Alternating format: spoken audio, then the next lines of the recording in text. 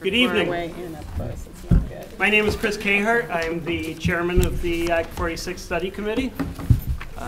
We're a committee that was formed by the 3 elementary school boards in our district to look into the feasibility of unifying the district.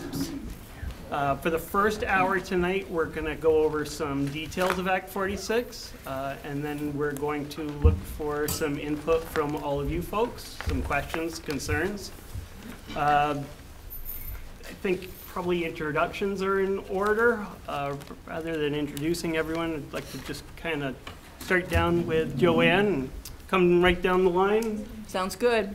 Good evening, everyone. Thank you for coming. My name is Joanne Canning, and I'm the superintendent of schools here in the Addison Northwest Supervisory Union. My name is Tracy Newton, and I'm a parent at Ferrisburg. Garth Hafner, Addison parent. I'm George Lawrence on the Addison Central School Board. I'm Jason Fearon. I'm on the Virgins Elementary School Board, and I represent Pantene. I'm Lori Gutowski, and I'm on the Ferrisburg Central School Board. I'm Chris Cahart. I'm also on the Ferrisburg Central School Board. I'm George Gardner, and I'm on the Ferrisburg Central School Board. Steve Flint on the Virgins Elementary School Board representing Waltham. Hi, I'm Christina Macklin. I'm a past parent and community member from North Ferrisburg. Dave Tatlock from Ferrisburg, community member. Barbara Fitzpatrick from Virgins, community member. Mimi Clark, Waltham, community member. I'm Cheryl Brinkman from the Virgins Elementary School Board. I'm Steve Dale. I'm a consultant that's been helping this group. Next, I'd like to introduce Jeff Glassberg, the chairman of our Addison Northwest Supervisory Union Board. He can give us a little context, a little history about some of the past proposals that our community has had. Thank you for joining us this evening. You know, the first law of thermodynamics, maybe it's the second law, is entropy. Everything tends towards disorder. Well, the first law of school history in Addison Northwest is that things tend towards centralization. It takes a while, but that's been the broad arc of change since current school governance was put into effect. Much of this relates back to the 1860s, 1890s, Steve? 1890s. Supervisory unions were formed in the 40s and 50s? Actually 2000, I'm sorry, 1912. 1912, supervisory unions. I don't think we formed that early. The Union High School was built in 1959. Many of the individual towns began closing their smaller one-room schoolhouses and built the central schools, examples in Ferrisburg and Addison. Eventually, the residents of Panton and Waltham decided, at the invitation of Virgins, to tuition their elementary school children to Virgins Elementary. That became a union elementary school in the early 80s, I think. I'm looking at Lynn. You remember early, mid-80s, thereabouts? So that's a brief history of what school governance and the trend towards centralization has been in this region. In 2005, there was a vote on creating a unified school district among the 5 towns. And that was preceded by a study committee. It's so long ago, Chris, that your father, I think he might have chaired that committee, so 2005. And that was voted on at town meeting day in 2005. And across the 5 towns, it actually won by 6 votes across the 5 towns. But it lost in 3 of the towns. It lost the plurality in 3 of the towns. So that effort did not go any further. Subsequent to that, I think probably around 2008 or so, the towns of Canton and Waltham and the city of Vergennes took a step towards unification and dissolved what had been their own municipal school boards. So Canton, Waltham, and Vergennes had their own school boards. They had members on the Union Elementary School Board and members on the Union High School Board. So they took a step towards centralization, and it's our one shining example of cost savings that occur from doing away with some of the smaller boards. Collectively, the 3 boards probably saved about $25,000 doing away with audits and insurance and things that costs that had been incurred by those smaller boards. After that, there was another effort at a unification vote, preceded by the work of a great committee. You'll do the best job yet, I'm sure. And that occurred on town meeting day in 2010. And in that case, the positive vote was almost 63% over the 5 towns. And it won in all 5 towns, and was then subject to a revote in May of 2010. And the revote occurred in 2 of the municipalities. On the revote, it lost in both municipalities. In one, it didn't lose by enough to undo the prior vote. You have to get so many votes to overturn. It didn't achieve that, so it really went down in one community in May of 2010. So that's where we've been as a region. There have been some efforts to create this unified district. In the meantime, state law has progressed. It has required centralization of a number of important school functions. The provision of transportation is now done at the supervisory union level. Special education is now provided for at the supervisory union level. So there have been some other state laws that have affected how school districts operate and pushed us towards centralization. The legislature passed what's known as Act 46 during this most recent session that ended in May or June of this year. And Act 46 encourages the consolidation of school districts. It provides a series of financial incentives to undertake that consolidation, and it holds the sword of Damocles above all school districts by saying, you've got 2 years to do this on your own, and here are some carrots, and after 2 years, the carrots go away and the stick comes out. And basically the legislature gave the State Board of Education the right to consolidate school districts of its own volition. There's a process. There's more to it than that, but I'm just trying to give you what the difference is now. Our purpose here is not to debate whether or not Act 46 is good law. You know, is it coercive or is it a great thing? That's not for us to do. It is the law. We have an opportunity to study what the benefits of undertaking a consolidation would look like, as well as the risks, and to present that to voters. So there's a clear path and an opportunity right now for some financial mitigation of the cost that we incur for education. It can also provide to us a series of tools to ensure that all of the children in our school district have access to a high quality education, that we create some equity of opportunity over the school district.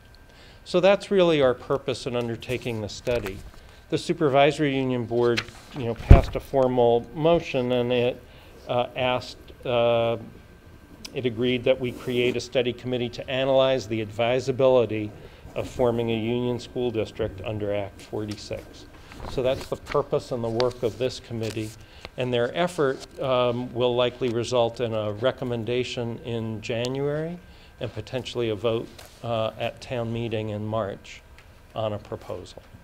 Thank you for being here this evening. Thank you. Thank you, Jeff.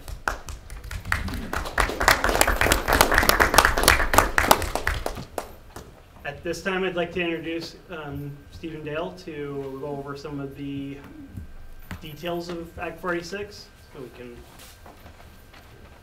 proceed from there. I too want to thank everybody for being here. Actually, I think what we'll do, rather than doing introductions now, we'll just keep going forward, but it might make sense when we get ready to go to our small groups to do introductions so people are aware of who all's here. It's a privilege to work with your communities on this project.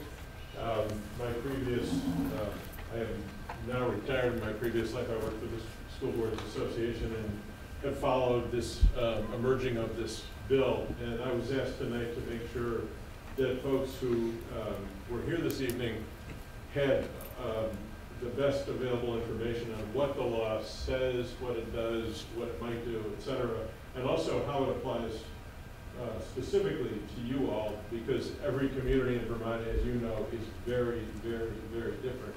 And so there are people having these conversations all over Vermont, and it's a totally different conversation. So it's important to look at the law and think about how it applies to you and your particular region. I'm going to go through this fairly quickly. I think you've got a copy of what I'm going to be sharing. There's about 12 slides. I am willing to take questions as we go. If you don't understand something that's up there, I will go through this, and then assuming that there's time, we can do 5 minutes of back and forth on just clarifying what the law says. As Jeff said, you know, the purpose of this meeting is not to debate the merits of the bill or anything like that, since it was passed by the legislature.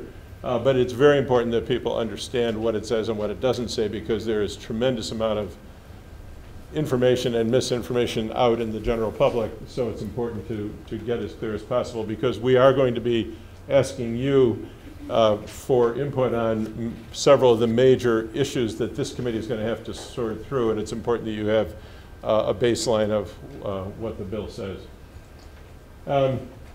This bill passed because there were statewide issues about education, and you've all read about them. Depending on which community you live in or how much you read Vermont Digger, you've read endless information about it.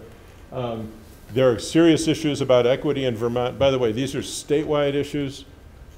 Part of this committee's job is to look at to what extent are these issues in this region and how might those issues need to be addressed.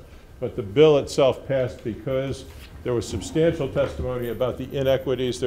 We have a number of school districts that provide extraordinary education that could match anybody in the United States. And there are a number of places in Vermont where kids really struggle to have a range of opportunities. And the question is, with a statewide funding mechanism that allows the generation of revenue in approximately equal amounts in every community, it really shouldn't be that we have these extraordinary inequities. The second is about quality.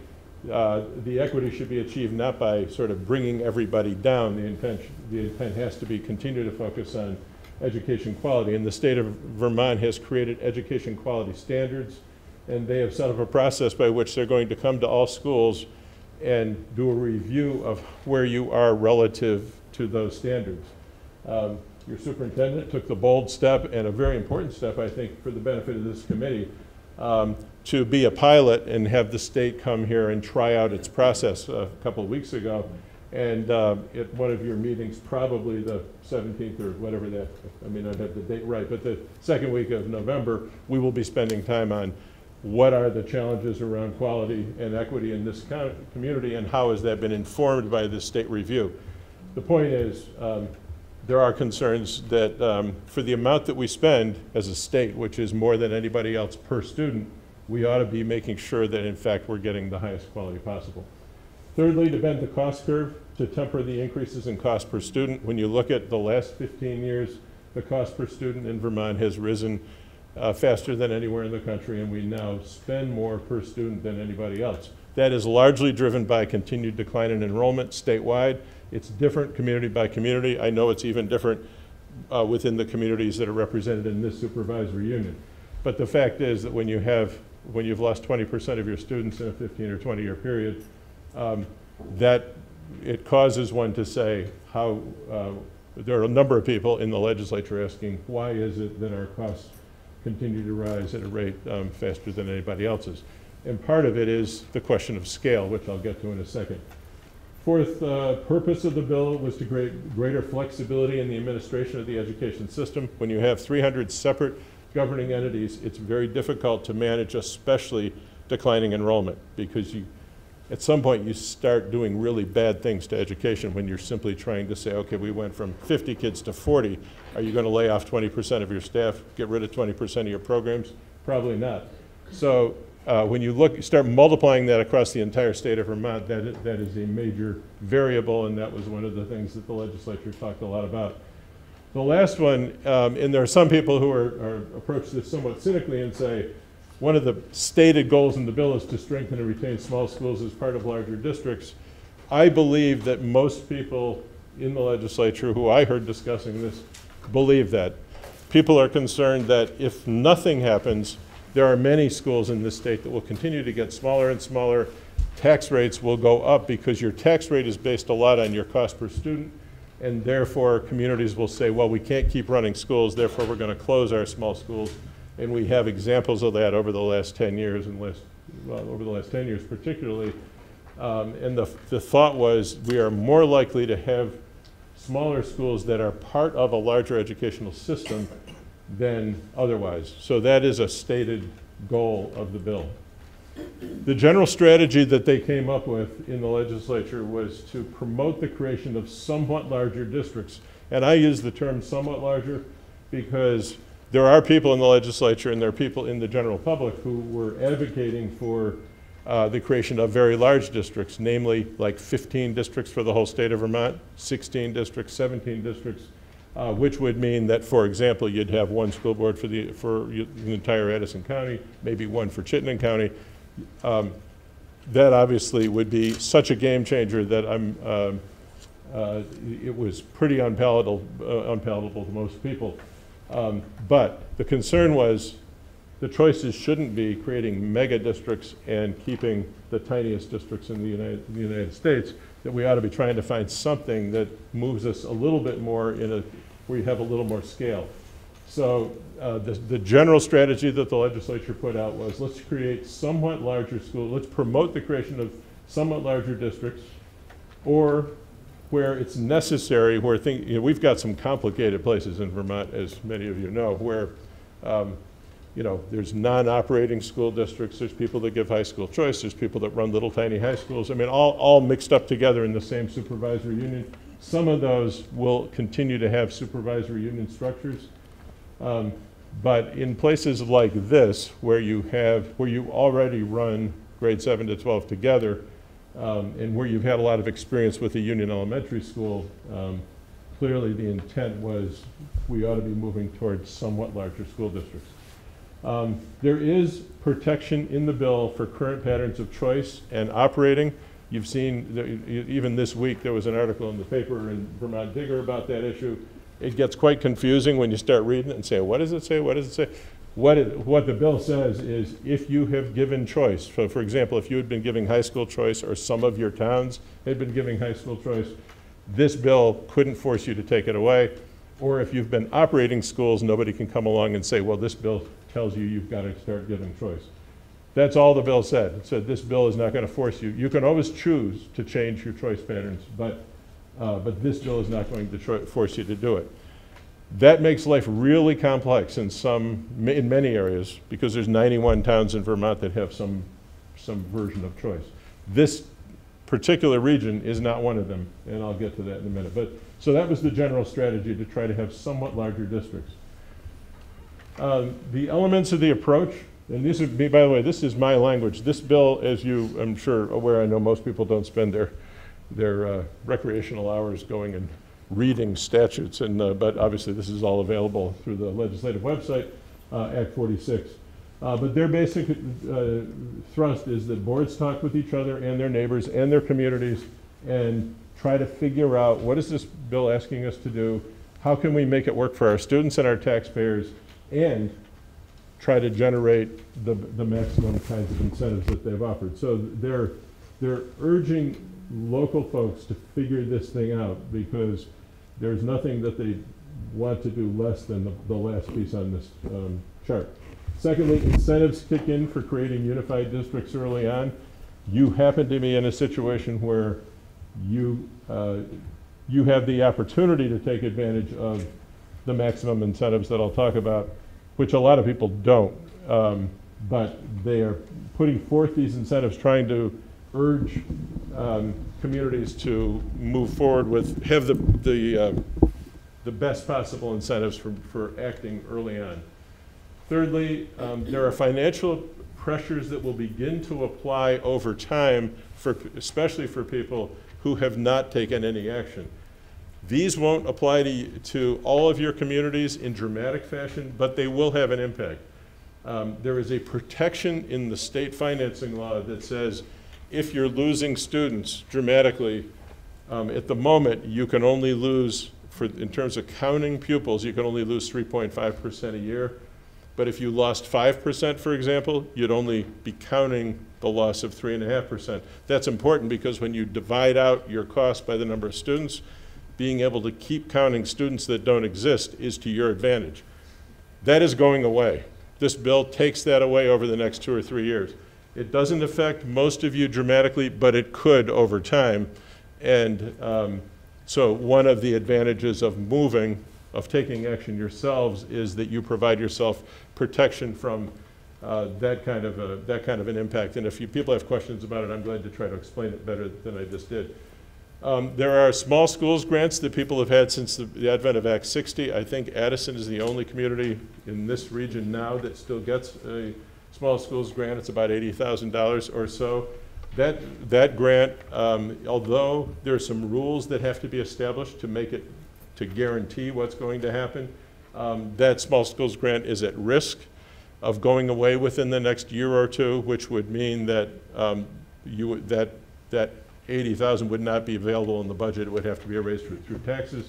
By virtue of taking action as a group on a unified district, that grant will be allowed to be kept by the school district as a merger support grant is what they call it. So, but the point here is they've provided, their strategy was local folks act, there's some incentives for acting quickly, there are some disincentives for no action because over time these things could become very harmful to taxpayers in many communities.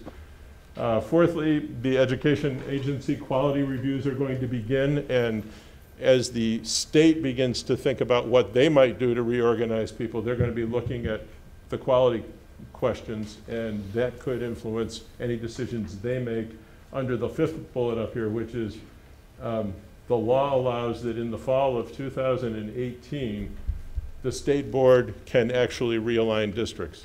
And that those realignments would take effect July 2019. Actually, what happens is that the secretary, well, I'm going to go to there. Okay, I'll come back to the timetable in just a second. The incentives for action, the accelerated incentives, which is what this committee is exploring.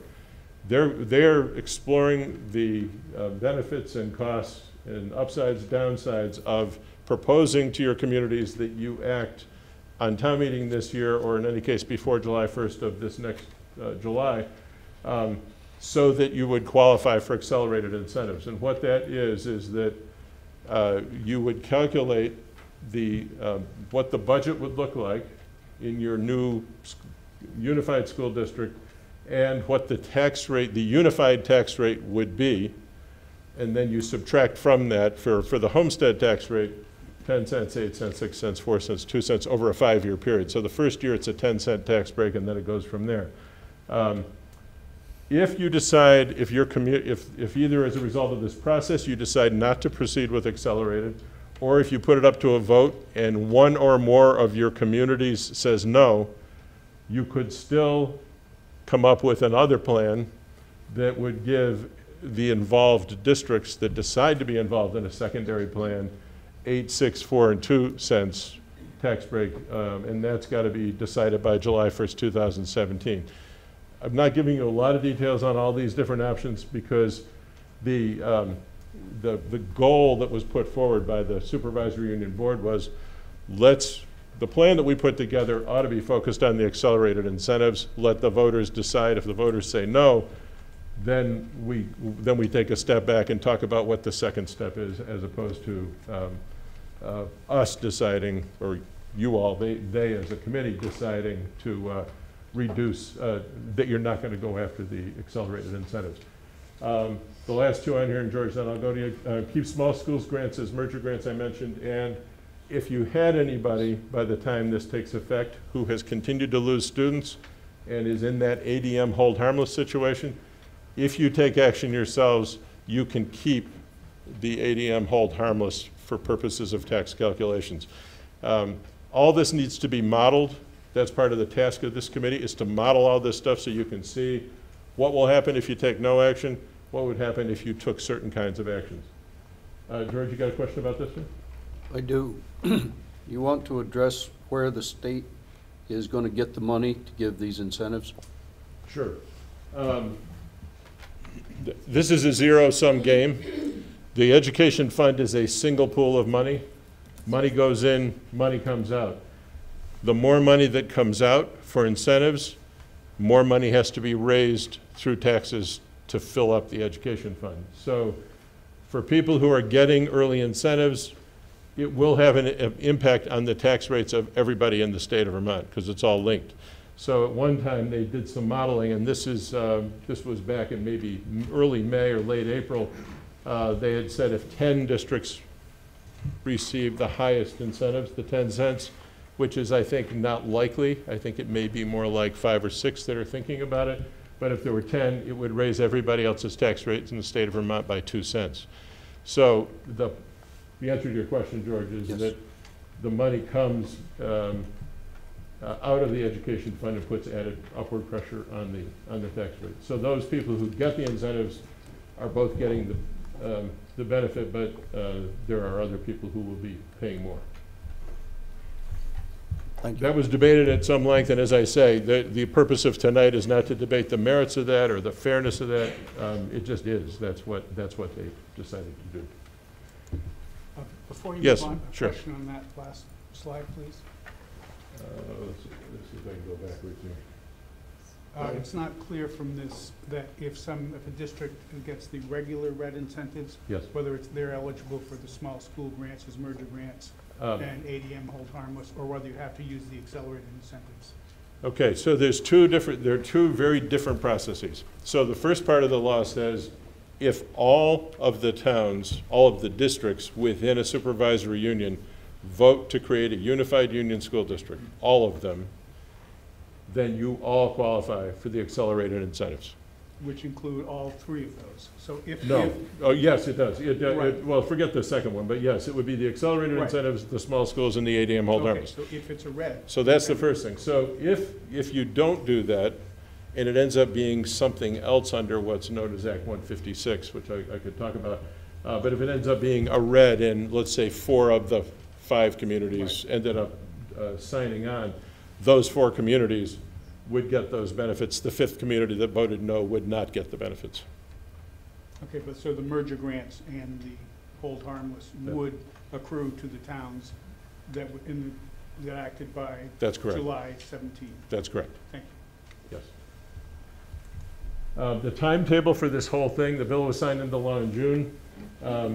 The incentives for merging are available really in the first 2 years through July 1st, 2017. I've mentioned that there's 2 different levels. The buffers, as I call them, both the small schools grant and the ADM hold harmless, begin to disappear. And again, that has to be modeled so you can see like what would the impact be on each town over the next 2 or 3 years if there's no action. This cost control mechanism, which you may have read about, it's not central to the work of this committee, but it's important just to acknowledge it. The legislature put in a section that says you have an allowable increase for next year, for the July 1st budget that you adopt next year, and if you exceed that allowable amount, which is approximately 2%, then you are double taxed on anything you spend more than 2%. In my opinion, it's a serious issue, a serious problem, and it affects both low spenders moderate spenders and high spenders equally. It's not, it's got problems. And there is some political energy to get rid of that piece between now and February, but your boards are going to have to go ahead and build a budget on the assumption that that allowable amount is going to be in there. That's what that is, that cost control mechanism. Again, I'm glad to talk more about that later because I didn't do it justice just now, but I wanted to acknowledge that that exists. It's not really connected to the rest of this. They felt that one of their obligations was to try to address the rising costs, that whatever benefit comes out of structural change will take a couple of years to actually be adopted, implemented, have an impact. And in the meantime, they wanted to convey a message that we need to continue to put pressure on school district costs. Of course, that, as a sideline, the cost of health insurance alone, it just was announced 7.9% increase next year. So if you have a 7.9% increase in health care and you're trying to manage to a 2% cap, it's going to be a challenge, to say nothing of all the other pressures. So it is important to be thinking about how this activity relates to the long-term budgeting challenges that boards will have. On November 30th, 2017, if boards haven't decided to unify in some way or do one of these other REDs or other kinds of mergers, they can submit to the state board an alternative proposal, which basically looks like we want to keep doing a lot of what we're currently doing, but we will operate differently, we will operate more efficiently. We're going to continue to operate as a supervisory union. There will be some regions in this state that will probably need to do that because of the choice complexities and a lot of complicators. But anyway, so if you haven't taken action by November 30th, 2017, that would be what you would be expected to do. The secretary will then consider those proposals for 6 months, put together a proposed plan for the state of Vermont. The state board will hold hearings for about 6 months, and people will come in and talk about why the proposal that was put together by the secretary either makes sense or doesn't make sense. They will issue an order by November 30th, 2018 that will basically direct the future of school districts in Vermont.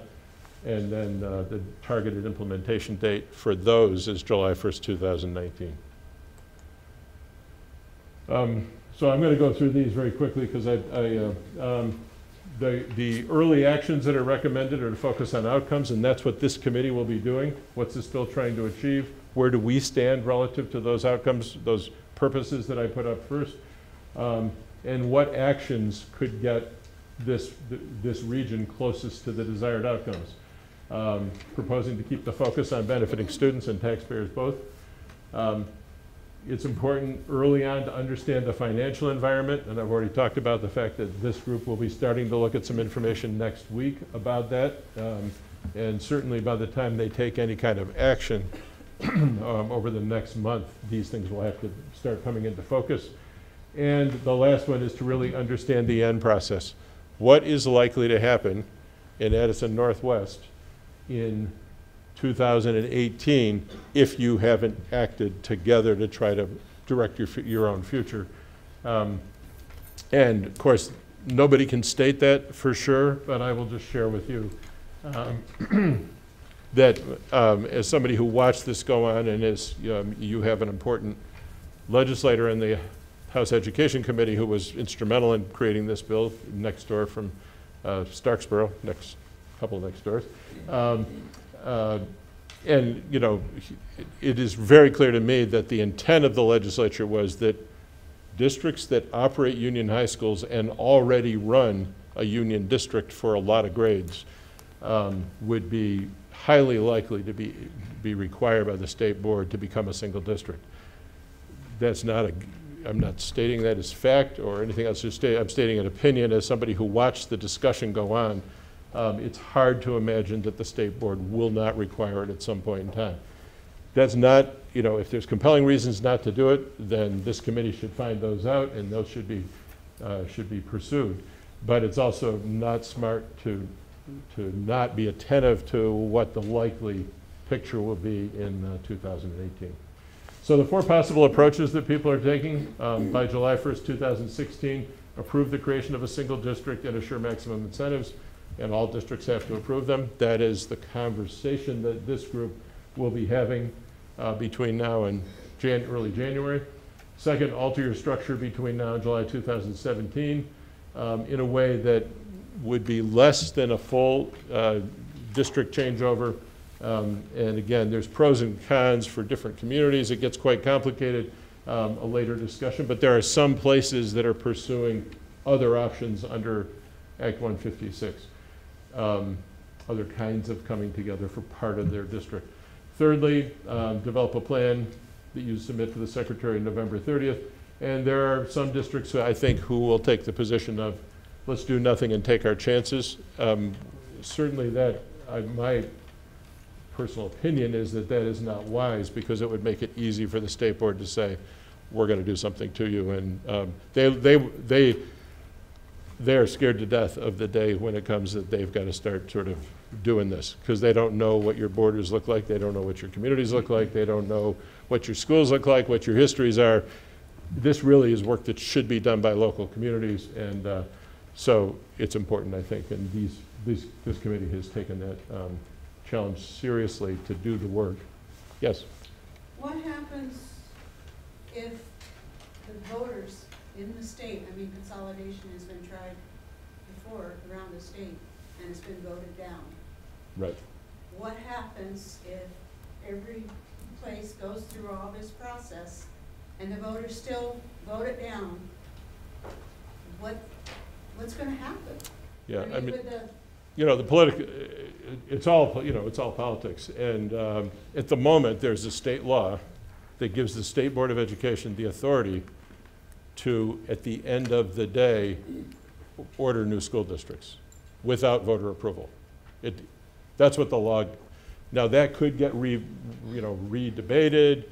There's a gubernatorial election. There are different opinions on the part of some of the candidates. Although if you looked in the last week, Phil Scott, Matt Dunn, some people who have had some qualms about some aspects, generally are stating support for this direction rather than simply holding on to the status quo. So those are things you have to kind of sort out, whether you think the politics is likely to change. It could, you never know, you know, in those kind of things. But without a change in the law, the state board has the authority to issue and to actually make those decisions, despite the fact that people have already taken votes.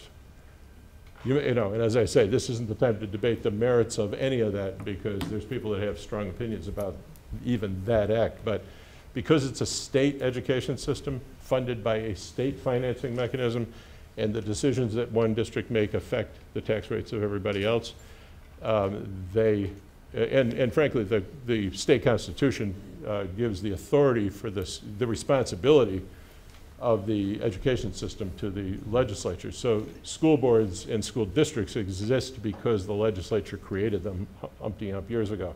So the legislature, I don't hear anybody saying the legislature can't do this. The politics could change, and they could change the law. But, you know, we all have to make our judgments about how likely that is to happen. Yes? When is it that the districts became aware of these 4 possible approaches? You know, if the law was signed it was signed into law in June. They and people began to be aware of them. There was some discussion by your supervisory union board starting in August, but within a couple months after it passed. But, you know, a lot of this has been, you know, there's been further guidance that's been put out by the agency. Okay. Yes? In relationship to all that, is this a part of maybe making the teachers employees of the state? Nobody's saying that. Again, this is like in your, you know, there for a long time there has been a certain element in the legislature that has said, why don't we have a state teacher contract? In fact, I've heard that. We took an informal poll of school boards about 3 years ago at our regional meetings, and it was about 50-50 in terms of people who thought we ought to have a statewide teacher contract versus those who thought we shouldn't. There's pros and cons, but that is not part of, that's not part of this. That would have to be a whole different conversation. But it wouldn't be, I mean, some school districts, let's just use numbers, say five-year teachers are getting 36,000 a year, and in another district, they might be getting 52,000. Right. So how do you equalize the Yeah. cost? Different, I mean, it's a different debate. This bill will not change that. It would make all of your employees in this region, employees of one employer. So those would have to be brought together if they aren't already, but are they already together? No, we have different entities, same master agreement, but different entities. And different rates of pay, or they No, are not different rates all of the pay. same? One Okay. master agreement, but the paycheck Right, they're comes employees from of the different towns. entities, yes. So it probably wouldn't be a problem in this activity that these guys are responsible for. If there's going to be a statewide view, it's complicated and potentially expensive or disruptive. Yes? I just have a question of clarification Sure. as far as the timeline goes. So I'm assuming that if we did go for the number one action there, whoops, back there. Yeah, I'm going back for the, there we go, yes. That if we did choose number one because we wanted the early incentive. Yes. Then we could implement it for 2018. Yes, you would, actually what it says is you vote before, you approve, the voters approve it before July 1st, 2016 for implementation on July 1st, 2017. So you have a full year, after you take your vote, you have a full year to actually manage the transition. And again, the task for you all is considerably more simple than it is for some other people, but it's always a big deal. Okay, I'm going to go through this quickly because we've got a lot. We want to make sure we hear from you. So special considerations for Addison Northwest. I've already mentioned this. The bill is clear in the general direction that there's a general belief that we are better off if we have people thinking systemically about pre-K to 12 rather than having many different boards who are responsible for different segments of a child's life. The idea was, let's be thinking about education as a long-term process, not just in little segments. There are high schools, and I don't know if that's true here. That's one of the things you'll find out. But there are high schools in Vermont who testified in the legislature that they can tell which school kids come from generally by the virtue of the fact that there are certain schools that are extremely strong in math, and there's certainly certain ones that are extremely strong in their music program or whatever. Kids come with a different set of skills, and there was a lot of concern about, we ought to be thinking about lots of options for kids across the spectrum. The state board will likely not accept a plan that will not result in a single district. 3 of the 4 districts, as I looked at the sheet, the information sheet, and I hope it's accurate, have above average spending. I don't know if that's these are the things we'll talk about next week when we meet with the data in front of us. And 1 district has a small schools grant that would be at risk. So, each region has to sort out these issues. This is the last one I'm going to show, and then we're going to move on to the discussion about how the committee is going to work. There are 4 things that are going on all at once that are confusing to people. So Act 46 was passed this year, and it's like a big umbrella over everything else that's gone on for the last 20 years. People have been talking about this issue in Vermont for a very long time. Your Union High School was created in the 50s, late 50s. Most of them were created in the 60s. How many of you were living here in the 60s when that took place? Was that traumatic at the time, or was it was seen as a really good thing? Yeah. We've got a long history of creating, this. They had the law up at the top there, Chapter 11 of Title 16, is the law that's been on the books since before Union High Schools were created. So the same process that you're seeing play itself out here played itself out back in the 50s and 60s relative to Union High Schools. In 2010, the state legislature passed Act 153, which basically urged people to come together and start talking about all coming together in single school districts. And it was all voluntary. There were some requirements for greater centralization at the SU level. In Act 156, they created even more options for how people could come together. So there was all this encouragement for voluntary action. Act 46, the big game changer is number 1, incentives. substantial disincentives for no action, and the fact that the state board has been given authority. So this is it's been a long journey, and all those bills come into play, and we'll talk more about those later. Is there one last question before we move on to the next step here? Okay. So, Chris, I'll turn it back to you, and then we'll go from there. So this committee is planning on going with the accelerated plan. We're going to be looking for some input from all of you tonight. Want to talk about 5 goals that we want you to think about as we go. We're going to break up into discussion groups. We need to analyze the SU and its districts relative to the goals of Act 46 and assure any plan will help achieve those goals. We need to achieve greater equity and excellent quality for all of our students, achieve greater operating efficiency and financial sustainability, and achieve greater transparency and accountability. Well, this evening we'll be looking for some guidance from all of you on those. We're going to, and we already have started developing articles of agreement that would achieve these goals with respect to all the communities within this region. We're going to, number 3, support member communities in resolving any property issues within their towns. I believe all 3 districts are already currently working on that. And we need to engage the communities in this process. Tonight is one of our first community forums. We have open comment period at any of our study committee meetings as well. We encourage you to attend all of those. I'll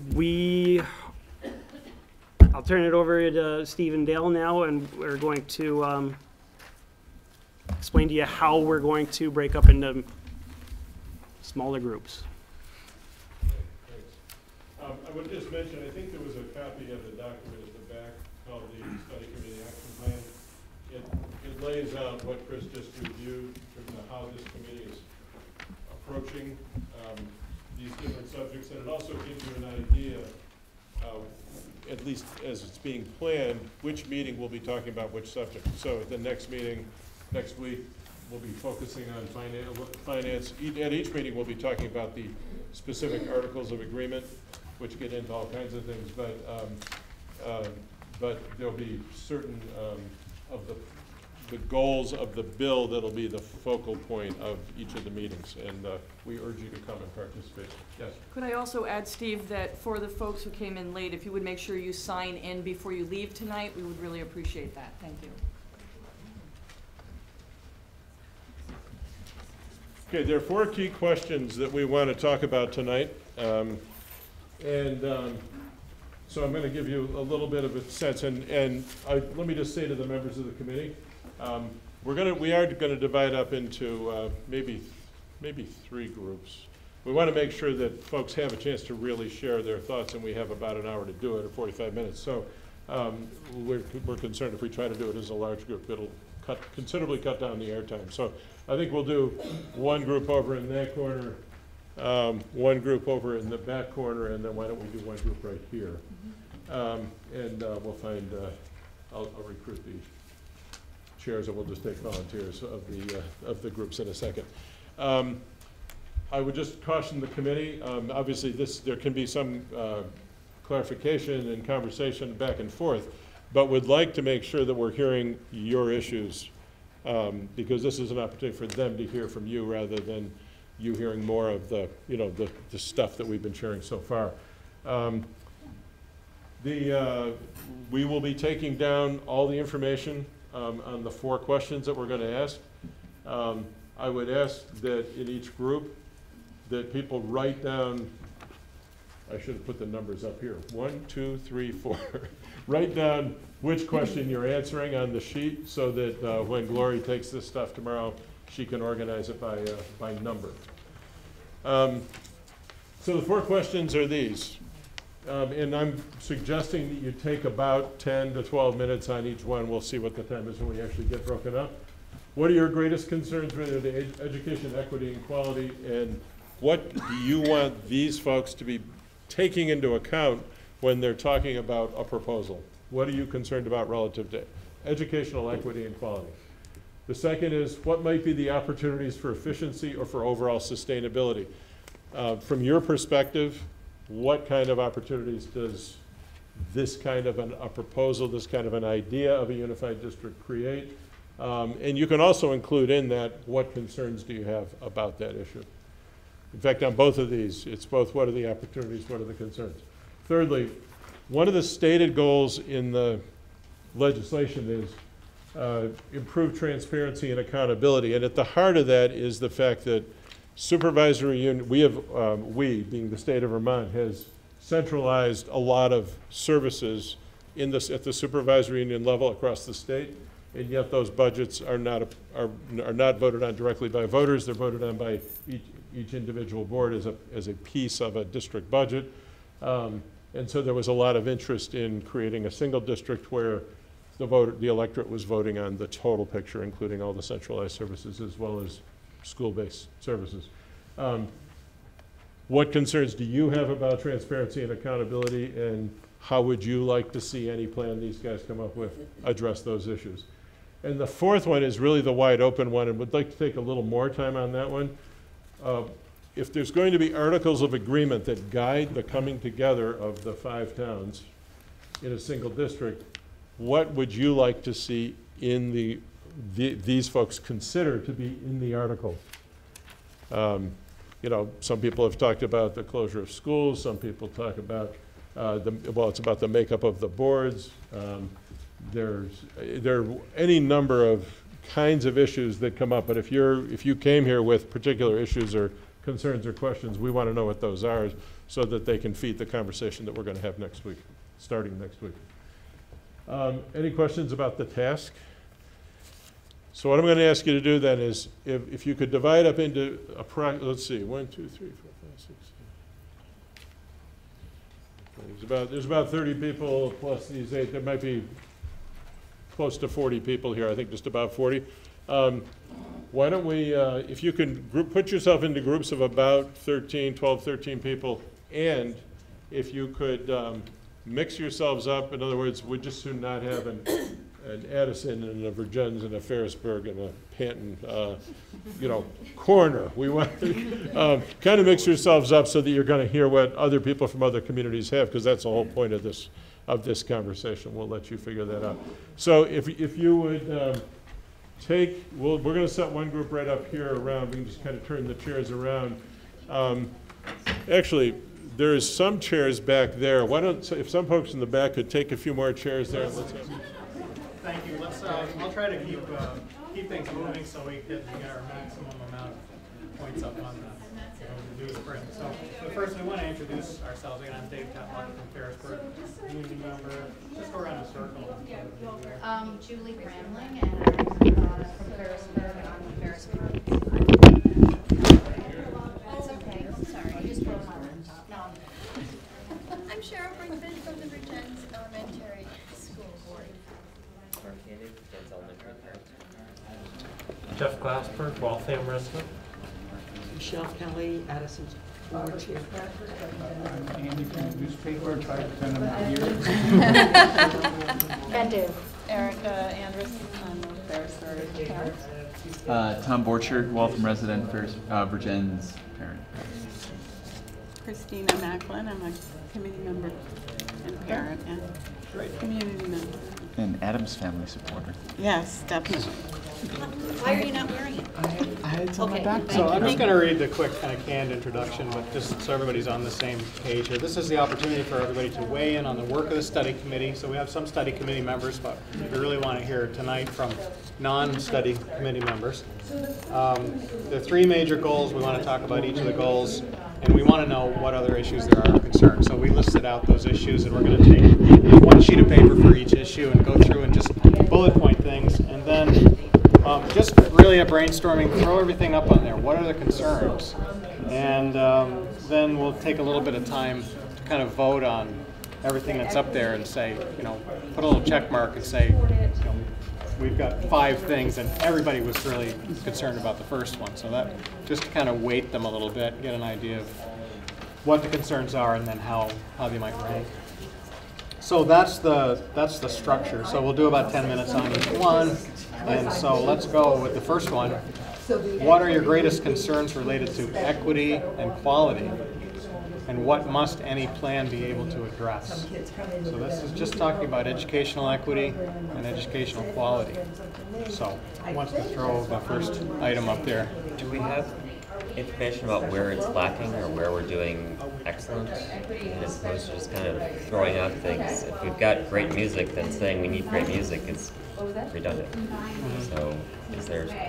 But you want to keep great music. Right, but you're saying maybe we is don't there have something the within information right now. within the Northwest Union that we know we're missing or we know we're doing well to have a starting point of the discussion, or is it just... That's a great question. I mean, maybe that comes back. I think that came up in our last meeting. Yes, and, I agree. We haven't been formally talked to about that yet in terms of what the inequities are. I think that's going to come up maybe in our next meeting. In the sense that some schools have great music and some schools Right. don't. I just don't know what... But wait, some schools don't, and the schools that don't want access to that great music. So if we all join together, then they're going to get access to it. But then the people that have the great music are going to worry that it's going to get diluted and spread around, and they won't have great music anymore, and it's going to bring everything down. I'm just worried that you're starting a conversation where it's like, okay, we want to build this building. Well, what's our budget? Don't worry about that. Do we have $1,000 or $1 million? That so I don't know where the starting point is, and maybe that's not maybe what I'm this is taking for. out of what you're saying is the concern is we don't have a good handle on what the inequities are. So that's an issue. I think there's a sense that there are some inequities and we don't know what they are. So maybe let's And bring those back of us the on the bullet point. study What are committee the feel the same inequities? thing. For Virgins, I don't know what the strong aspects or weaknesses are of the others. So maybe a discussion with each of the principals to say what's good, what's bad. But I think the goal though is to bring up the schools that aren't at that level, not to take away from the schools. But I don't know. So the idea is not to water anything down, but just to provide those same opportunities to all of the grade school kids, not to take away from what is good. Right, but I don't know what's good. Well, why don't we I don't know what we need to build to. In our school, we know what's good. Well, that's exactly right. And so we have a selection of community members here. So talk about your own school. What does your school do well that you don't want to lose? Or what does your school not do as well that you would like to see other schools do better? I mean, feel free to just talk about your own personal experience. Well, I think you can take it one step further. I mean, part of the idea is to quality across the state. And I mean, if you start thinking about our school district compared to Burlington or Stowe, or I mean, there's great disparity amongst in that situation within the state. So I think the idea behind Act 46 is to lessen that disparity statewide. I don't know how they're going to do that, but But just within our district, in Virgins, I think music is a great program at the Virgins Elementary School, and I would not want to see that lost. However, maybe we could use some more foreign language that I think other elementary schools do have. But it's one That's an example where we put could together by whoever is that all come up a little bit. They're going to develop whatever Yeah, their I'd love to see curriculum more is for music it. at And their Harrisburg, curriculum for will be example. the same I in feel all like the schools. that's one area that the schools One teacher may be better than another. bring up. Like, you Yeah. guys have a great music program. That's good. I want Yes. to know what you're doing. No, we do. I love Mr. Sawyer. You should get equal level of education. I think the AP courses at the high school are incredibly unstable. There's not enough of them, and they're very. It's unclear about when they're about the scheduling for them because of the number of students. And this isn't a criticism of the school. This is we're too damn small. So in the context of unification, do you think that that could be addressed somehow? Is that a quality issue that unification might be able to address in some way? I'm not sure what's being unified. The elementary. It's really elementary. No, it's really, it's having a K-12 district with a single board. Okay. Yeah. It's all right. I But don't I have was- an eraser. But I think as I an hear you. idea, I want to support Tom's idea that as we talk about greatest concerns about equity and quality, it sort of goes to what Christina was saying. It crosses our borders as well. You know, so what tools does unification give us to ensure that there's quality of opportunity for our high school students, even though we're not mixing together any more students? Does a more nimble structure, does a different tax configuration provide any way to ensure those opportunities for our high school students?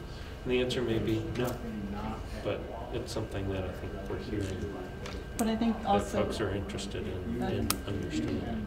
a concern might be that if you have one board that is K through 12, then issues like AP courses in the high school might be given lower priority because there's so many other grades that the board has to be concerned with.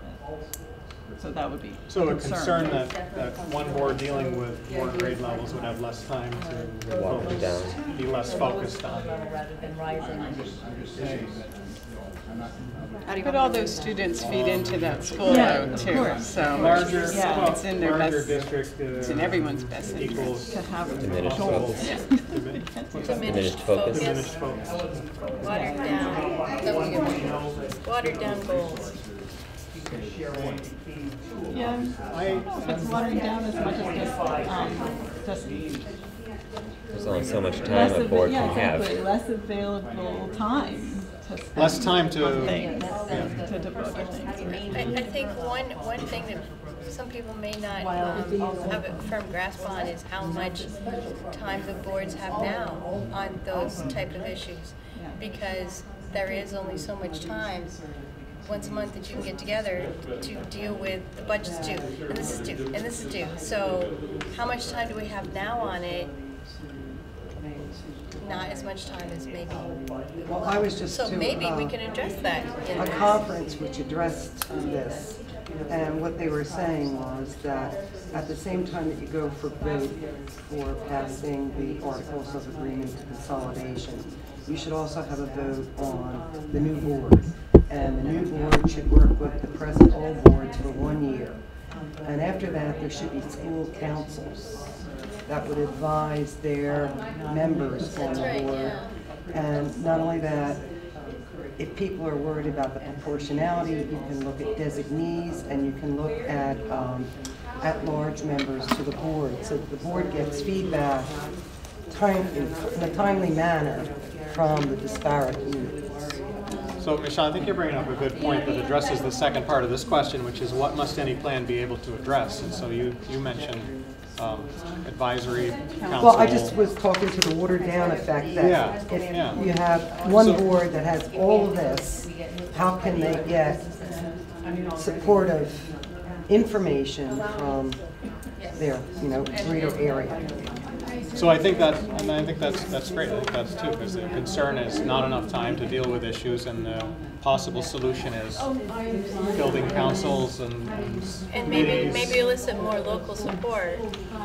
Yeah, local support that's not board level support, but doesn't necessarily have to be. At-large members.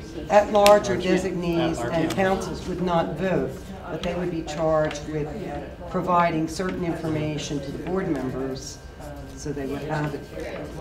Yeah, I think it addresses the concern that I think everybody still wants to feel like they have local control of their school, even when there might be just one school board. Right.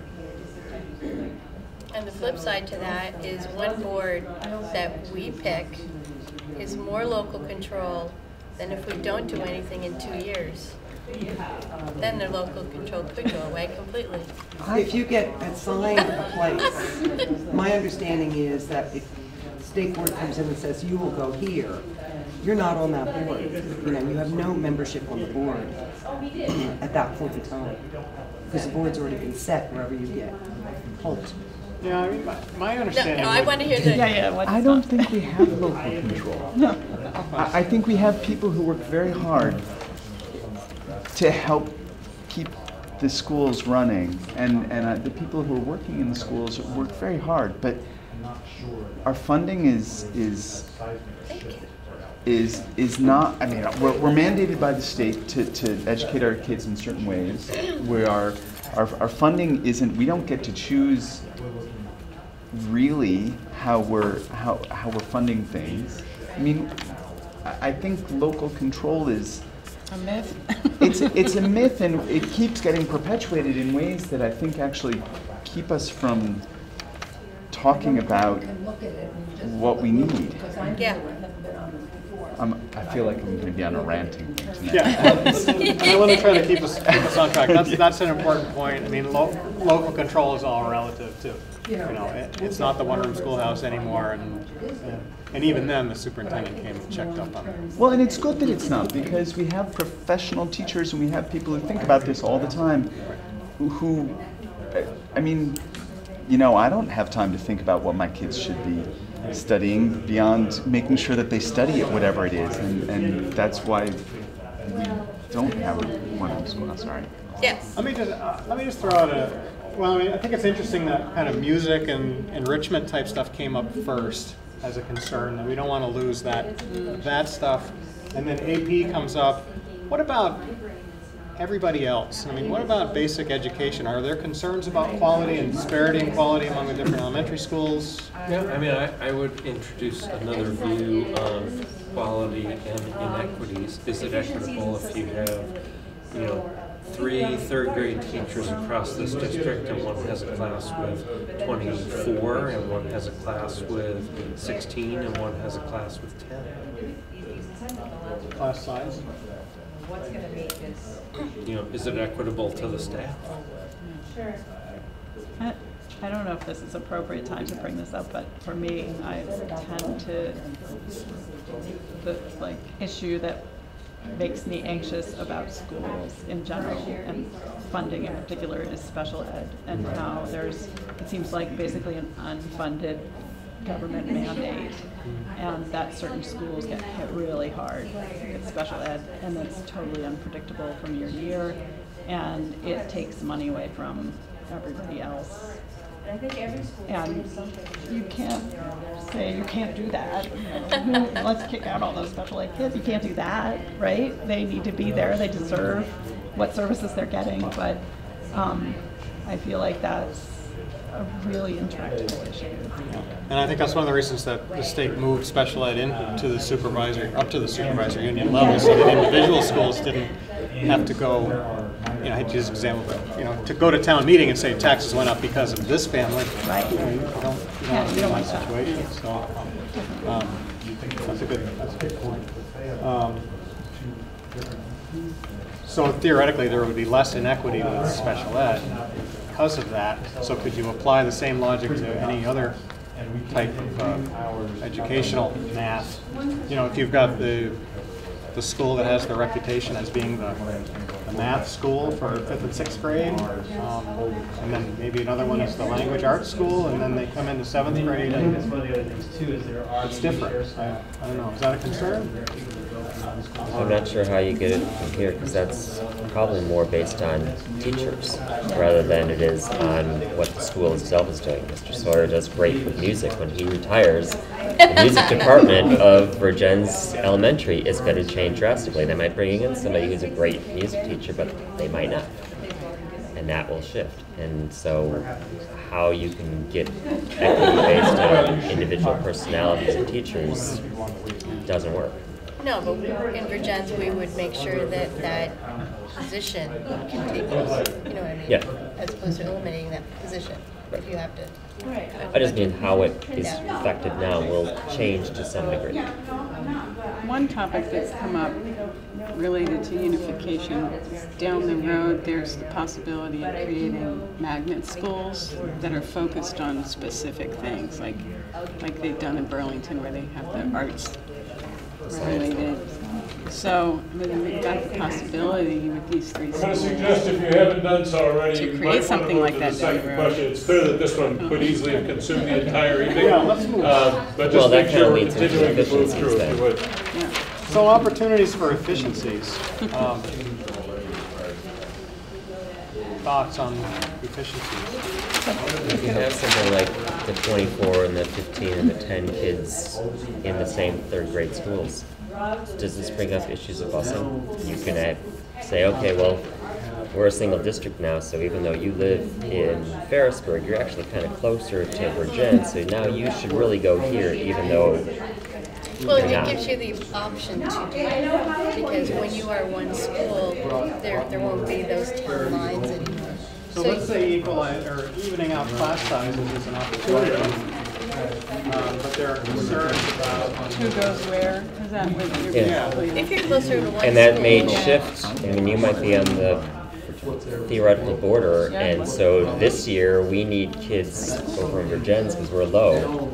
But next year, that family who now has a second grader, well, that kid has to go to Ferrisburg. So there, you might have. That would be a little crazy, right? Kids in different schools. So maybe it's once your firstborn goes to school, that's the school they go to. But what about like K through? I'm sorry, now I was chatting with Eric because our offices are next to each other and we never get to chat. One of the schools, Addison, becomes K through 2. Ferrisburg becomes 3-4, and Virgins becomes 5-6 or something like that. I mean, up in Essex, they have the K through 2 school, and then they have the 2 through or 3 through. I don't know what it is. I don't know if they go through 8 or if they go through 6, but. I can tell you, they did that in Williston, where my wife used to work, and she wasn't a big fan. She worked in a K2 school, and you lose a little bit of sense of community. You got the younger brother going to the one school and the older brother going to the other school. But but again, it's what the board decides. So this But you plan have would those have a board. options with consolidation that you wouldn't have before. You'd have options, yeah. And if the board decided that and the community supported it, Right. I mean, theoretically, the board's going to do what the community supports. And that's kind of what I'm trying to do here. I just had a thought about this subject. I've been involved in a lot of these kinds of conversations, and there are communities that see the whole notion of choice within the district as being important, and how that gets managed is another question. But for example, if you live on the border, there are many places where people live on the border of a town that's actually closer to the other school, or they will say, the board will say, as they did in Underhill, if we need to even out the load, we're looking to see if there's 5 or 7 students who live in Jericho who would be willing to have their just as soon have their kids go to the Underhill school. 7 people came forward. They didn't have to hire a new kindergarten teacher in the Underhill school, which saves it. I mean, that's where the savings are, is being able to manage that. But it doesn't have to be. I'm glad just where it changed the boundaries this year that you can manage it in a more flexible way. More flexibility. Is there any possibility of having conversations with Northeast Supervisory Union, or are we just stuck in the Northwest? I think we talked about that earlier, and it's just too soon to do that. To merge with them, or just to see what they're doing? To merge with them. And what were you asking? Well, I mean, my long-term feeling is that this is still a small. The supervisory union is still small. Right. But in this sense, New Haven is this weird. All of our maps are weird. Yeah. So if we're talking in that way, there may be the bus routes as it goes around Waltham, it goes through New Haven like 2 different times. And so we give you a couple kids, you give us a couple kids. Yeah, it's so complicated enough to try to do it with our schools. We decided to not bite into that apple. But Plus, those other 2 school districts are pursuing consolidation too. Right. And there's interest in having further discussion. So this is, gotta get through this Step 1. Yeah. Step 1. first, but the boards are talking. Are talking. Yes. So other opportunities for efficiency, I mean, there are a lot of things that are done at the supervisory union level now, well, the bus contract now, and special ed. But what about things like music and the other sort of special art and music and those aren't coordinated anyway, right? No. No, but in terms of teachers floating, well, Some Allison teachers may do one day here and one day Allison there. and Debbie are both at Addison and Ferrisburg, but that's where their job is, you know, both And they get 2 different library. W-2s at the end of the year. So. Yeah. They do. Yeah. So there's that Administrative efficiency, you know, in terms of management, and, you know, to be blunt, we know that 80% of our school budgets are staffing costs.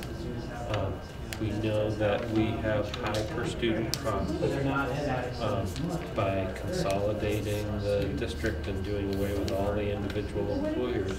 It does open the door to look at efficiencies and use of teaching staff. And so the example I gave of 3 third grades that in the aggregate might have 42 students, yeah, it could be broken up over 3, or maybe they get broken up over 2. And this is a hard conversation to have, and I'll be quite blunt. It's not the way to advertise, for a lot of people, why to be in favor of unification, but I think we have to acknowledge that it's unlikely, because if we don't acknowledge it, what are the vast majority of the residents of our community who don't have kids in school? What's their interest in this? Their interest is, what are you doing to... I always remember something Don Marcus, who was principal in Ferrisburg years ago, said about class size. A smaller class isn't necessarily better instructionally for the kids, because if you have 10 kids in a class, 3 of them get the flu, you've got a group of 7 kids, and you don't have the same dynamic that you have in a classroom where you got 17 or 21 kids, or you know whatever, depending on the grade level. So they're not necessarily benefiting from that small class size as much as that's what we have to do sometimes, or we do the multi-age, which sometimes multi-age has advantages, sometimes it doesn't. But I think having opportunities is a good thing. Yeah, you know, so this may be more opportunities. I mean, so I guess to Jeff's point, efficiency and class size is a big thing. Provide the structure to have a different conversation than we can have. So to, I don't know if this is what you're implying, but just taking in terms of the staff floating, it would seem to me that having staff float, not necessarily, so that the music teachers go back and forth between Addison and Ferrisburg, but if we, because class sizes vary per year, right? Some years you've got a big 3rd grade and some years you've got a small 3rd grade. Rather than firing and hiring new teachers, floating teachers between the schools. So one year you need 2 second grade teachers at Virgins. You don't need 2 second grade teachers the following year, but maybe there's an extra teacher over there's a teaching need over in Ferrisburg, so that it becomes a pool of teachers within the district. And I know this is also never going to work, because teachers like to teach in the communities that they're a part of, but it seems to me that might also be a possibility of. An individual school can often go through the process of someone leaves, and it's the great 5th grade science teacher, and suddenly you are left looking for that individual, whereas another school may have a smaller 5th grade science that now suddenly schools. I mean, they do that within, our schools presently. Within the but school, to do but it it would, within but the whole efficiency district. would be not needing to perhaps let somebody go because of a budget and then turn around and need to hire somebody, 3 months later. And that whole process of looking for a new person, it's not an efficient way of operating. Yeah, I just want to say, the contrarian, that I do feel like it is important to teachers to feel a sense of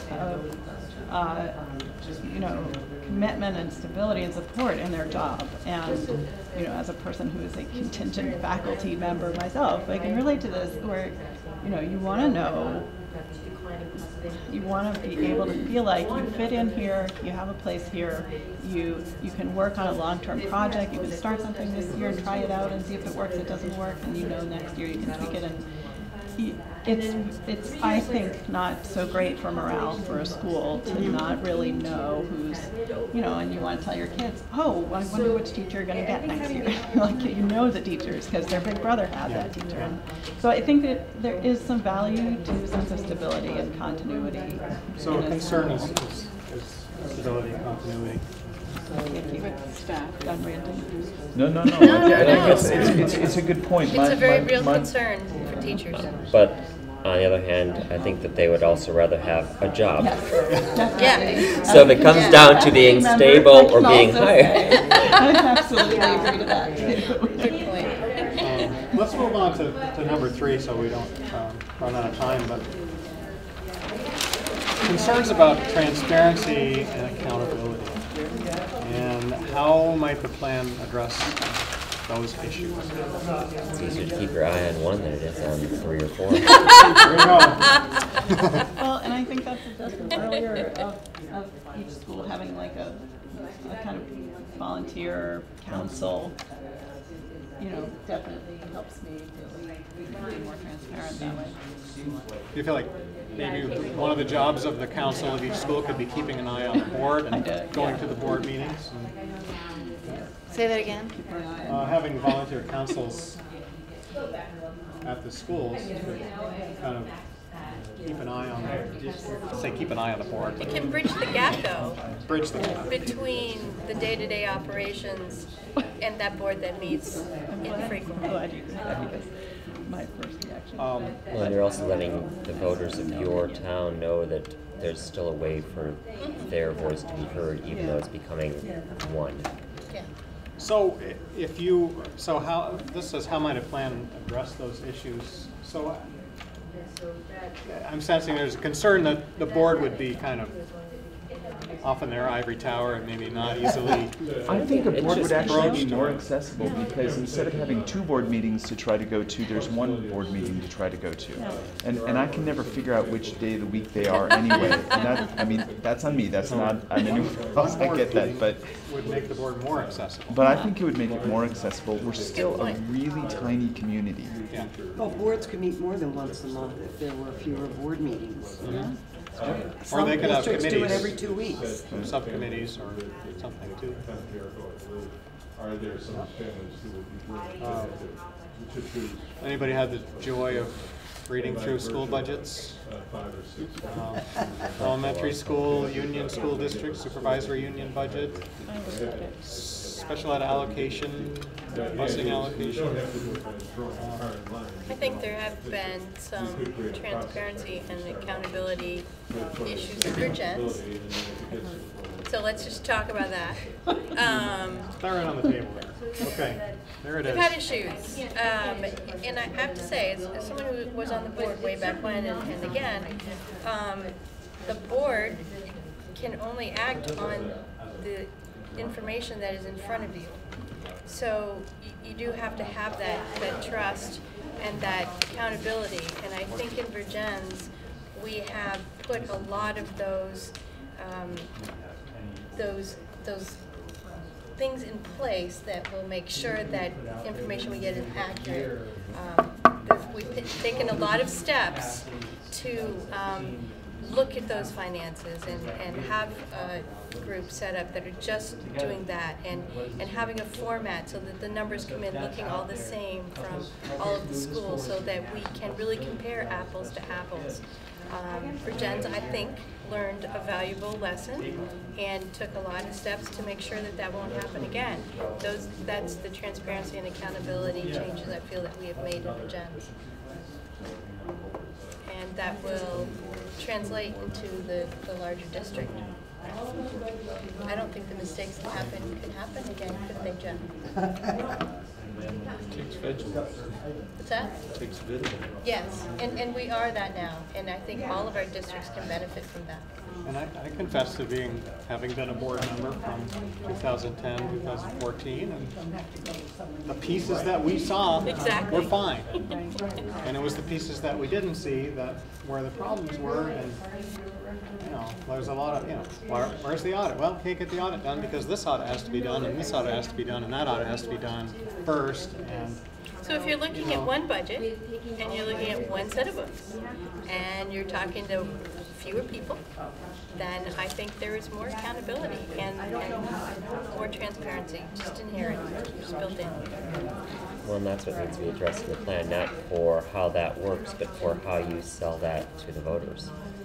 Because that's why we had so many votes this last round going about, is because you have enough people now saying, well, they screwed it up, so I need a reason to not raise my taxes. I'm going to hang my hat on that one. I know nothing about the budget. I don't know what happened, but I know something went wrong, and so I'm going to vote no just because now I have a reason to vote no. There was a lack of trust.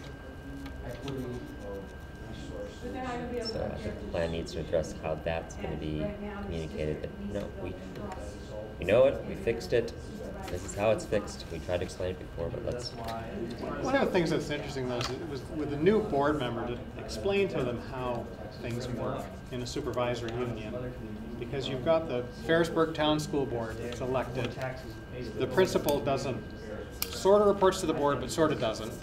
And the principal reports to the superintendent. The superintendent's hired by the supervisory union board. The supervisory union board is made up of delegates that get appointed from the town boards. And they hire the superintendent, and the superintendent has the principals. And then, so it's all this kind of thing that isn't exactly clear. If you had one school board, one budget, the superintendent would report to the elected school board, be responsible for the budget. And that's it. There's fewer moving pieces. Fewer moving parts.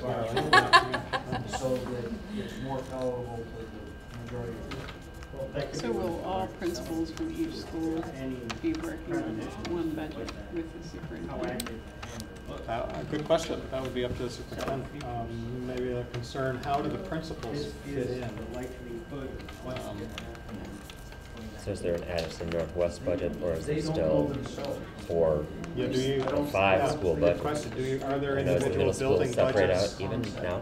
Each school has its own. I mean, the middle school has its own. You'd wind up with cost centers. I mean, if you look at the budget reports from consolidated districts that run multiple schools, Essex or Springfield or Burlington or South, they still have costs. They still have building-based costs that all roll up. So South Burlington is one school budget, but they have components. So that would be part of transparency and accountability. There's still going to be some building-based. Right now we have 5 budgets. Right. So I wanted to ask you, do you think unification would be a hard sell because of our past issues with transparency? Just looking at the last few years of voting in general, people dig in their heels and they're like, I'm not going to have my taxes raised. Period. They don't care what the logic is, they don't care what they... But I think that there was something that they could kind of say, oh, this is the reason. I don't know anything about the reason, but this is the reason, so now I can feel good about saying no as opposed to just saying no. Well, they're going to vote no anyways, but... The cost control piece that's in here is quite scary. Addison is in the middle of the pack on spending. We're not the highest like Waybridge, who cannot raise their taxes $1 next year without the taxpayers paying double. We're allowed a 1.4% increase or $214 a student next year. And yet we've got mandatory pre-K fund expenses coming in. They estimate that healthcare costs are going to go up 7.9%. How are the schools going to do it without putting their taxpayers into double penalty? There is a big stick. Well, that's a good thing to tell people. It's like, Yeah, so pay now or pay later. Right. A lot more if later. you don't want your taxes to go up is a difficult question, because there's the right now, and then there's the 2-year vision, and then there's the 5-year vision, and you pay a little bit more now to protect yourself from paying more later. You can spin that any way you want the answer. Just one comment on what Jeffrey said about budgeting. As a reporter, I would report the building-based components, so voters would understand within the budget how the components would, so that there would be some accountability within. I'm assuming, and I'm saying that based on, we've been looking at other districts' financial reports as examples, and so when we've looked at consolidated districts, we've seen, they still have some building-based numbers. Well, the prior planner here all have one cost per student for the whole with the school built in. It doesn't fluctuate as much. Figured that for those. So there would be accountability within it, at least. I was just ask your accounting firm, your auditing firm, how's this going to work best for you guys? What's going to make the most sense for the best bang for our buck? And they say this is how we think it should do it.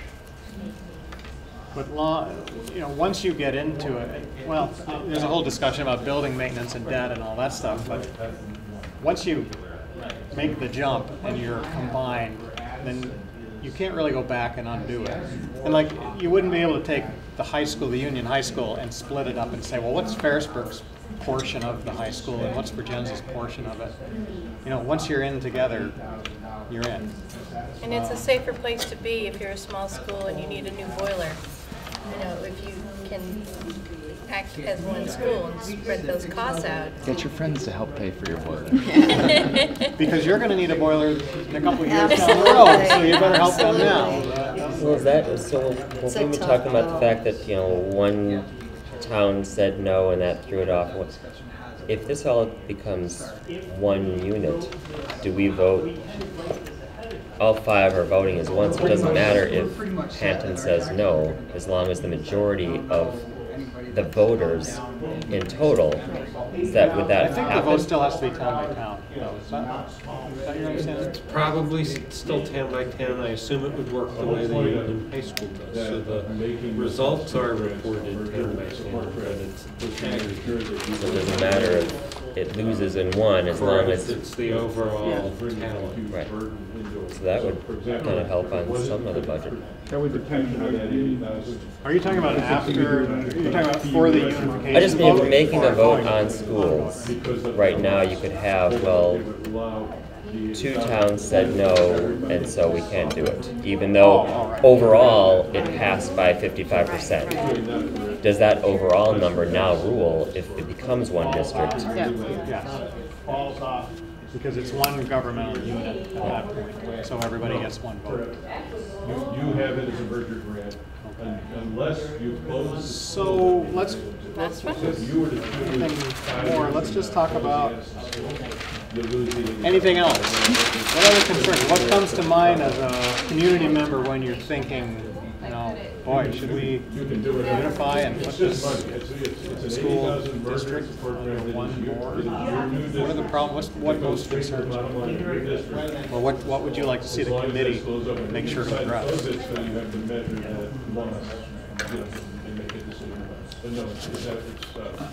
I think what the cost savings are going to be needs to be really clear, because I see fewer cost savings and more possibilities of sharing, and going to Mark's point about the crankiness of the voters. part of this? So what I would suggest, Tom, is perhaps breaking that down into two statements, because one might be about cost savings and one might be about tax outcomes. And the two are slightly different. There's a path under accelerated incentives that lays out what the offset is from a tax savings perspective. Cost savings is another issue. To the extent that you can combine the two, it will generate more, more tax savings. Right. But to the point that that's not delineated clearly, you generate more transparency and accountability would make sense soon to go there and then to open it up for other issues. We've got about another 15 minutes. Where are you? No, we're almost done. Okay, great. We're going to get a gold star. You get a tax break. But I think going along with efficiencies is also that this is a way to make all those schools better without having to just throw a huge pile of money at it. Like, we're improving this. We're not just doing it to save money. We're also doing it to make better opportunities for the kids in the school. And I think it might not be important for the voters who have no kids, but I think. Well, if they ever want to sell their houses. Well, I was one to throttle them. I was a taxpayer for like 25 years without a kid. And I voted for yes on anything. So anytime someone's like, well, I don't, like, you will vote. Or you cannot use the line, well, children are the future. My turn to write that up. Children are Perfect. So be clear about cost savings. You want us to be clear about opportunities. Oh, I hate that one. Let's talk about Addison for a minute. Let's talk about demographics. Okay, yeah. They'll predict there's only 25% of Vermonters that have school-age children, and it's going down. The 24 to each of those 50, 48 age group is just leaving Vermont. They're not here. So one of the things that we can prepare for here is in this consolidation, it leaves us better able to deal with future changes in student population, which are coming. I have the feeling that you're talking about Addison Northeast, Addison Central Supervisory Union. In 4 years, I think the discussion is going to be geographic mergers, right? Yeah. Yeah. Well, that's kind of now looking at quick numbers before coming, and there's maybe 5,000 school-age kids in Addison County. And my youngest brother is down in Austin, and his oldest daughter just started kindergarten, and her school has 10 kindergartens, and there's 15 kids in each one. And I said, well, you need a new school. He said, this is the new school. So yeah, it's a whole different world in other places. Like his grade school is our county. But it's probably why we live here. You know, I mean, I would never want to be in that school situation in a million years. So. But it's a very important cost factor. True. And equity factor for us. It's very true. Because I mean, it's just there's only 5,000, so even we're still breaking into 3. And really, that can be one. It is true. How we face the coming challenge is going to be tricky. Right. If we can't get along with our 5 towns, how are we going to get along in the broader world out there? But I think those demographic changes have maybe hit Addison harder than Ferrisburg, for example. Population growth-wise, Ferrisburg benefits from proximity to Chittenden County. Right. That's about last year we had 11 kindergartners. Yeah. I mean, that was a scary thing. This year it's up to like 23. Much slower to get there than. But there was an eye-opener. Yeah. Well, I mean, you can look at it that way too. If you are the bedroom community for Burlington, and your student population increases and increases, will you have to build a new school, or can the increase be shared among the 3 elementary schools? So that would save money. If one's getting very, very high in students and the other one's not. Yeah. So you said let's talk about Addison. Do you mean the school and whether the school can continue? Yeah, I mean, I guess that's just, because the Addison school the population has gone down more dramatically than the other towns, and it's kind of and I know there are a lot of people in Addison feel really strongly about keeping their control of their local school. What can the committee do? What should the committee be looking at as far as? Well, Addison should be protected if you're going to want the $83,000 of our small school grant coming into your fund. And Addison School has no debt. The building is in perfect condition. Why would you want to close a facility like that? We have no debt.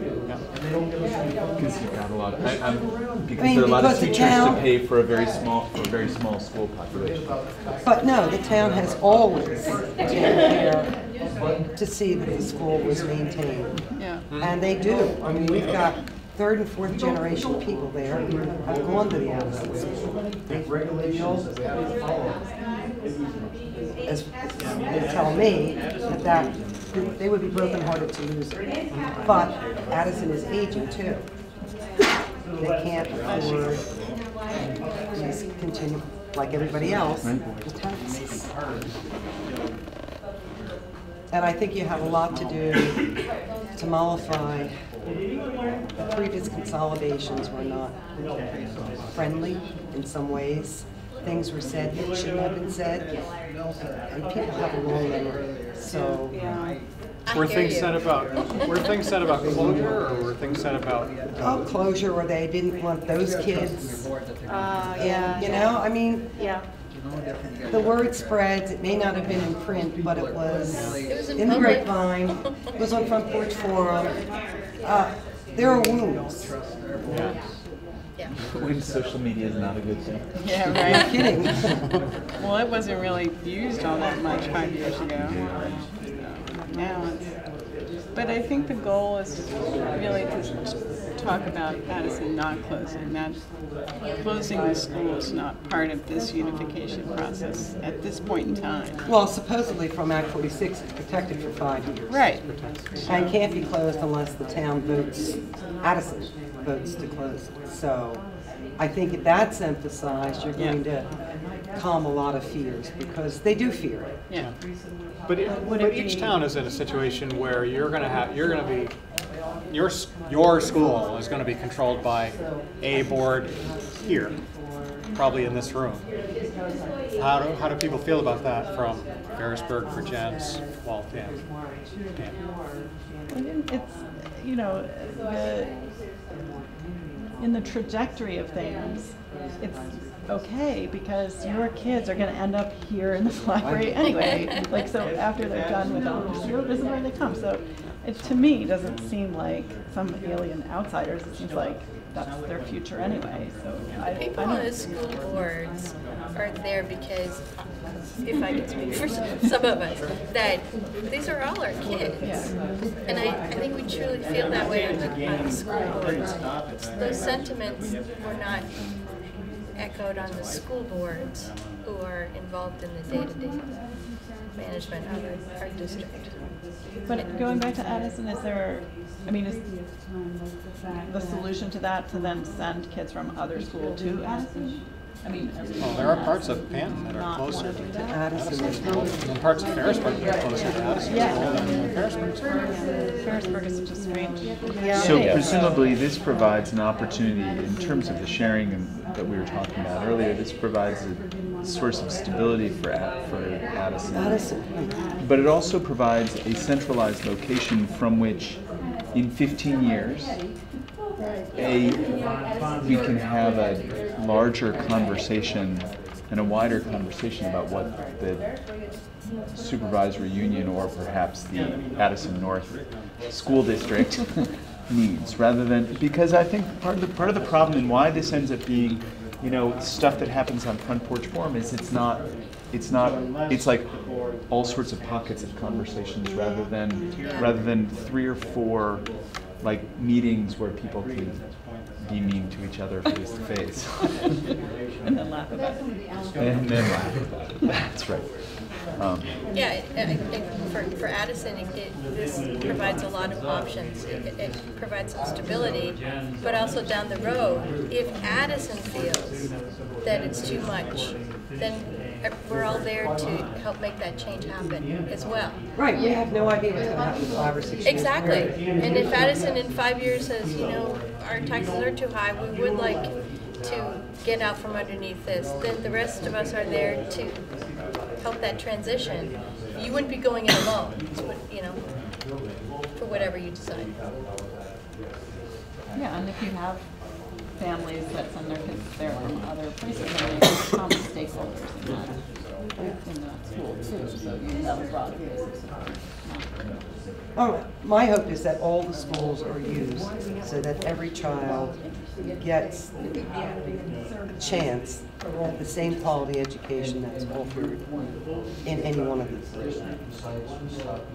As you could move from one town to another, and educationally, there's no difference. Right. I think that's going to be one of the big challenges, is bridging the perceived inequities in the different places. Or if they really exist, I don't know. I mean, Folks could wrap it up in the next minute or so. Let's put some. If the group in the back corner could come back over, we could just have everybody else sit where they are. Let's put some check marks on here. Just kind of pass these, or come on up and pass these around, and just put some check marks on the thing next to the things that are. How did you guys? Anyway, I want to thank you all for coming out on a less than perfect evening. And spending the time talking with this group.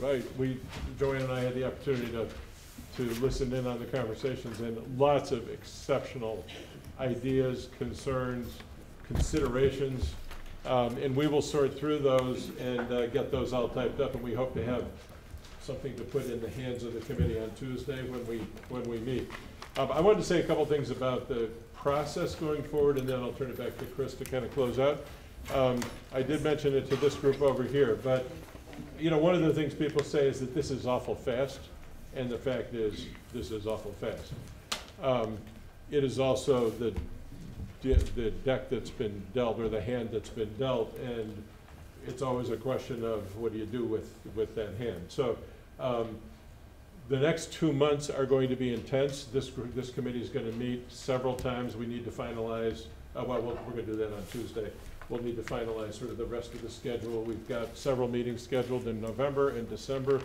There will be at least one more large, we hope will be a large community forum to share more of the analysis of the issues. Remember, we talked about the purposes of the law, where the committee can share more of the analysis and the first draft of articles of agreement, what they might look like, so people can actually react to more specific data rather than just the concepts. The public is welcome and encouraged to attend any of the meetings that will be held between now and then. So if you've got particular areas of interest, we do make a section of the meeting available for public comment at the end of each meeting. And there were a number of suggestions made in some of the groups that I listened in on about the need to make sure we're hearing from other constituencies, including students and others. So that's something the committee has to discuss next Tuesday. But I just wanted to give you a sense that the reason that it's on a tight time frame is that if there's a vote on town meeting day, that's March 1st this year, that has to be warned a month ahead of time. The state board has to approve the report that this committee does before it can be warned, and they meet on the 19th of January. And they need a couple of weeks to look at it and make sure that it's legal and all that. So they need it on the 5th of January, which means that we have about 9 weeks or so to do the best job we can, understanding that what will be being proposed is a structural framework for a new unified union.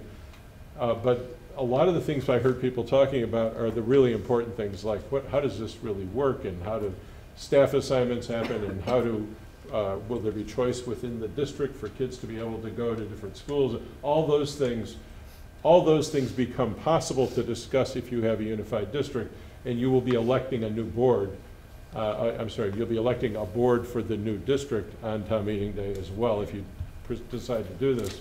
And that board will have a year of actual work to figure out how the thing would actually work. So your proposal will be an overall structure, and a lot of these things will be discussed, but there'll be a lot of those details are things that would actually be the work of the new board. So if any of you sitting in this audience are compelled to try to create the future, that's an opportunity for you, assuming you decide to go forward. Yes?